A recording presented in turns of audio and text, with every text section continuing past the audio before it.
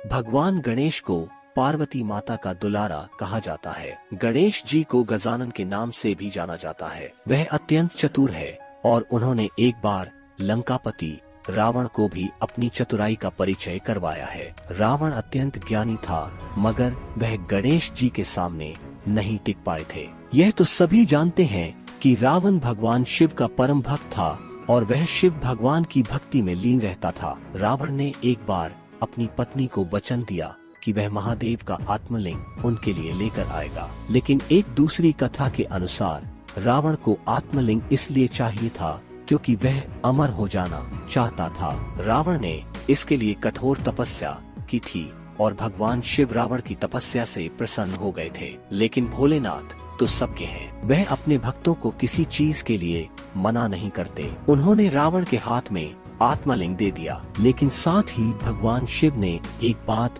बोली कि वह इस लिंग को लंका पहुंचने से पहले कहीं भी धरती पर रख नहीं सकता। उन्होंने कहा कि अगर तुमने ऐसा किया तो यह आत्मलिंग वहीं पर स्थापित हो जाएगा। और जैसे ही देवताओं को इस बात का पता चला तो वह रावण को रोकना चाहते थे, क्योंकि उन्हें पता था कि रावण इसका सही प्रयोग नहीं करेगा। भगवान गणेश को जब यह पता चला तो रावण को रोकने के लिए वह चल दिए और उन्होंने यह छल से किया। वो रावण से एक ब्राह्मण लड़के के रूप में मिले। एक कथा के अनुसार रावण को पेशाब आ गया था, परंतु रावण को पता था कि वह इस आत्मलिंग को धरती पर नहीं रख सकता। तो रावण ने ब्राह्मण लड़के के हाथ में आत्मलिंग थमा दिया और कहा कि इसको संभालो जब तक मैं वापस न आ जाऊं। लेकिन यह भी कहा जाता है कि भगवान विष्णु के चमत्कार से दिन को रात में बदल दिया गया था और रावण को मजबूर कर दिया गया संध्या वंदना करने के लिए, क्योंकि रावण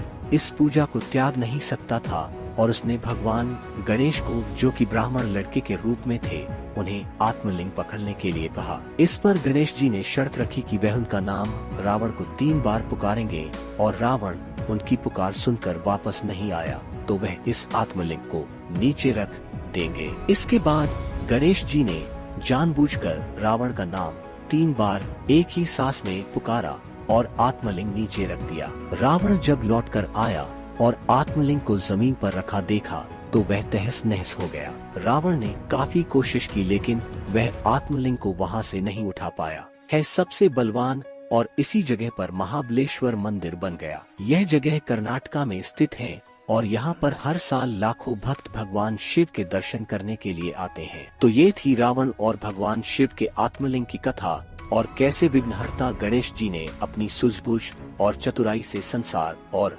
देवलोके को बचा लिया, क्योंकि रावण को अगर आत्मलिंग मिल जाता तो उसे युद्ध में हराना असंभव हो जाता। भगवान के चमत्कार और उनकी लीला से कोई नहीं बचा है और रावण की कहानी इस बात का आधार है कि अगर हमारी मनोकामना हानि पहुंचाने की हो तो भगवान भी हमारा साथ कभी नहीं देंगे। महादेव को पाना है तो मन से सारे बुरे विचारों का नाश करना होगा, तभी हम उनको प्रसन्न कर सकते हैं।